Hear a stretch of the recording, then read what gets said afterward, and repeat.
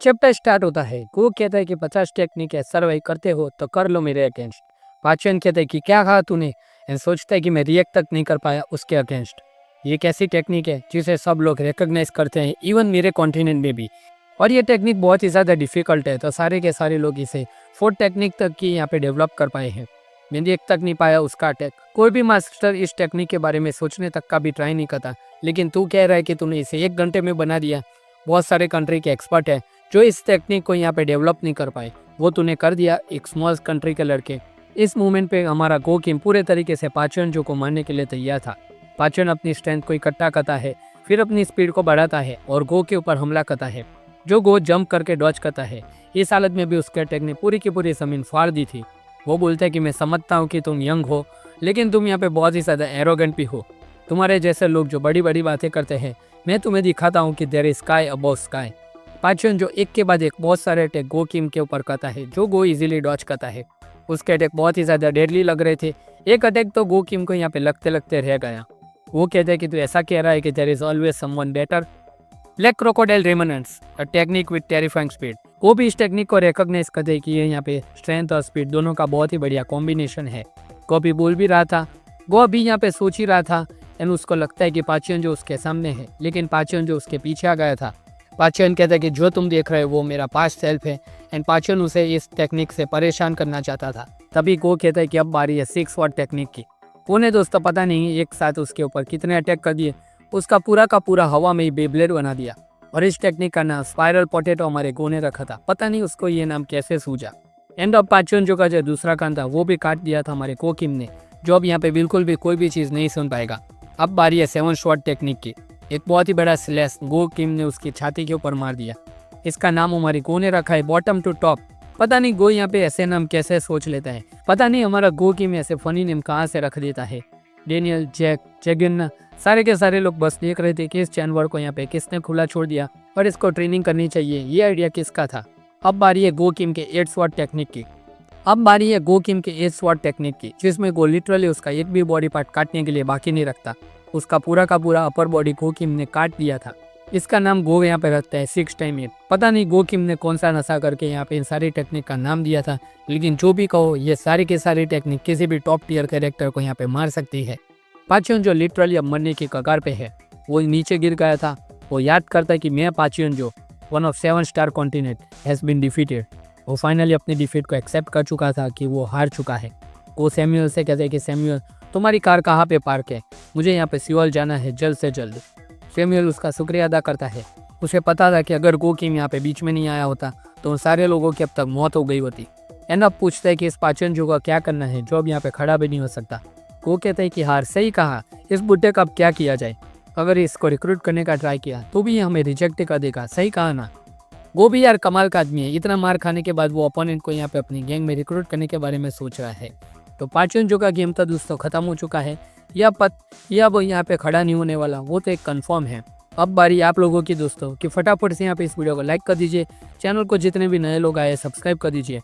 Minimum मुझे यहाँ पे 50K views and 5K likes तो चाहिए, उसी के साथ 5 मिलियन हाइप पॉइंट, ताकि हमारा वीडियो यहाँ पे पूरे के पूरे यूट्यूब हाइप सेक्शन में टॉप पे आ जाए और नए लोग भी हमारे चैनल के साथ जुड़ जाए। पाचन जो कहते हैं कि मैं किंग ऑफ डालियन हार गया। गोस को फाइनली मानने जाता है एंड कहता है कि मैं अपना प्रॉमिस रखूंगा। एंड पाचन कहते हैं कि क्या ये मेरा एंड है, लेकिन तभी पीछे से एक आदमी आता है एंड गो को तलवार से यहाँ पे छीन नहीं जाता है। लेकिन गो की इंस्टिंक्ट यहाँ पे बहुत ही ज़्यादा बढ़िया थी कि वो एंड मोमेंट पे बच जाता है। गो यहाँ पे अपने चश्मे ऊपर करता है एंड पूछता है कि बता भाई तू कौन है और सडनली क्यों मेरे ऊपर अटैक कर दिया, तुम फॉरेन वर्कर हो क्या। वो बंदा एक कहता है कि नहीं, मैं कोई फॉरेन वर्कर नहीं हूँ, मैं जमाल हूँ, जनरेशन 1 का 1000 स्क्वाड लीडर। पाचन जो से माफ़ी मांगता है कि सॉरी बॉस, मुझे आने में लेट हो गया, लेकिन अब हम आ गए हैं। गो एंड पूरी गैंग को सारे के सारे लोगों ने घेर लिया है। ये लोग यहाँ पे भले ही कमज़ोर हो, लेकिन सारे के सारे लोग बहुत ही ज़्यादा नंबर में थे। वो जमाल कहता है कि ये सारे लोग क्रिमिनल है जो कैसल में रहते हैं। अगर ब्लैक क्रोकोडाइल ना होता तो इन लोगों के पास कोई भी जगह ना होती रहने के लिए। ये लोग स्ट्रॉन्ग तो नहीं है, लेकिन ये तुम सबको रोक सकते हैं जब तक हमारे बॉस एस्केप ना कर पाए। सुप्रीम लीडर, आप कैसल में वापस चले जाइए, वहाँ पे एक हेलीकॉप्टर आपके लिए ऑलरेडी रेडी है जो आपको यहाँ से दूर ले जाएगा। अभी आप अपनी हीलिंग पे फोकस कीजिए, हम इनको यहाँ पे बाद में देख लेंगे।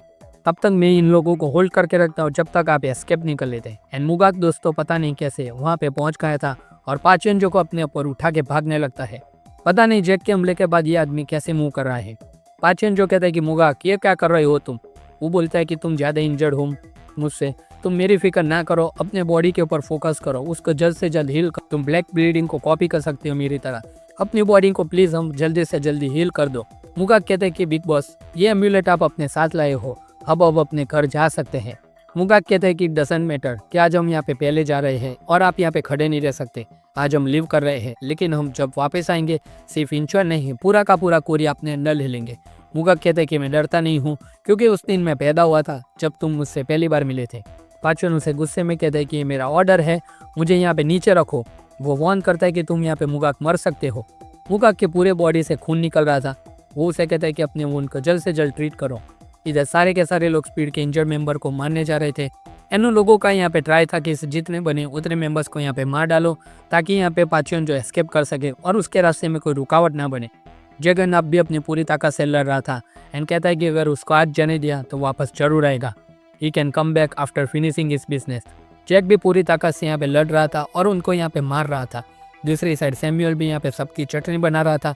ऑब्वियसली यहाँ पे नंबर ज़्यादा थे तो वो लोग पाचन को अब नहीं पकड़ सकते। अगर पाचन चला गया तो इंचन का वॉर फिर से स्टार्ट कर देगा। जगन्नाथ सबको ये कहता है एंड बोलता है कि तुम अकेले ऐसे हो, जो इंजर्ड नहीं हो तो मैं सब कुछ तुम्हारे ऊपर छोड़ रहा हूँ। ये और कोई नहीं, हमारा बिग डेनियल था। जगन्नाथ पाचन को पकड़ने की जिम्मेदारी बिग डेनियल को देता है। डेनियल यहाँ पे भागते भागते सोचता है कि मुझे जल्द से जल्द पाचन जो को पकड़ना पड़ेगा, लेकिन तभी जमाल उसके ऊपर हमला कर देता है एंड कहता है कि तुम बिग बॉस तक तो आज नहीं पहुँचने वाले लड़के।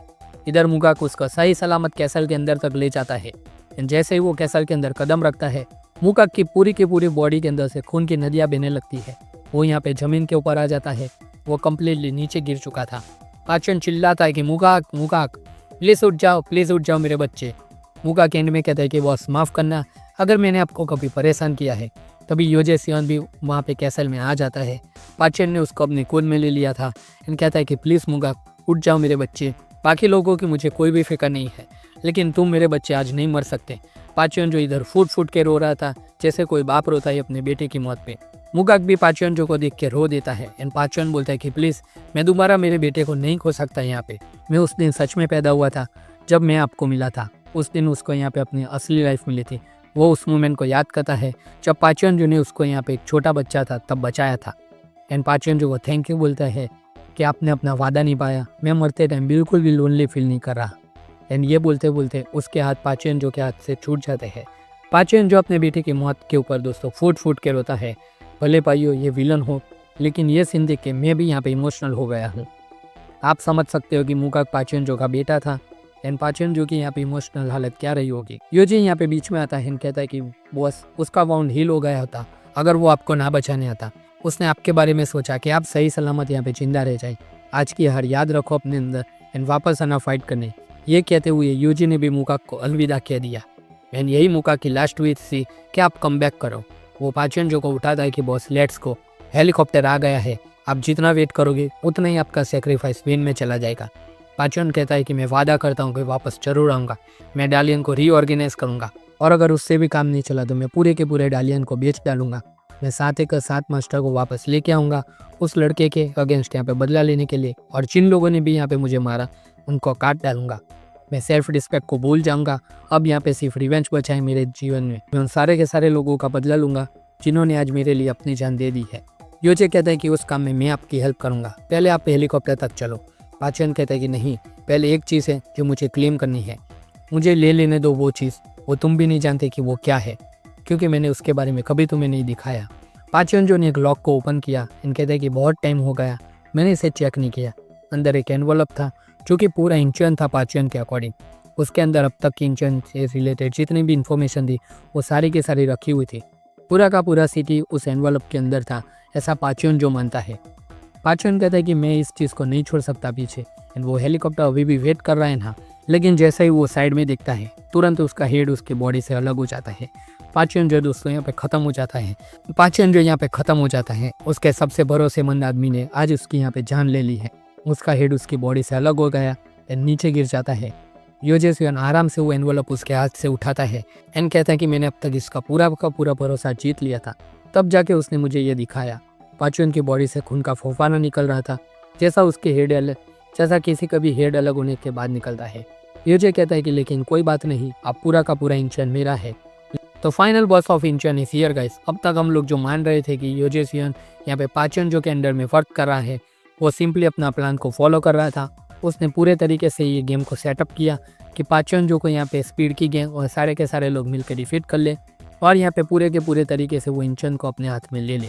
उस इन्फॉर्मेशन में क्या है वो तो हमें अगले चैप्टर में पता चलेगा, लेकिन उसमें यहाँ पे ऐसा तो कुछ है जिससे यहाँ पे सारे के सारे लोग यूजे सियन के अगेंस्ट सबमिट कर देंगे। क्योंकि अब तक किसी ने भी अगर पाचन जो के ऊपर हमला करने का नहीं सोचा, उसका कोई तो रीज़न होगा कि उसके पास ऐसी इन्फॉर्मेशन रही होगी। अब वो इन्फॉर्मेशन यूजे सियन के पास है, तो क्या लगता है कि यूजे सियन अब यहाँ पे किसकी साइड लेगा? क्या हमने जैसा सोचा था और प्रेडिक्शन वीडियो में बताया था कि यूजे सियन यहाँ पे जेग्योन्ना का यहाँ पे साथ देने वाला है और इनमें मार देगा पाचन को?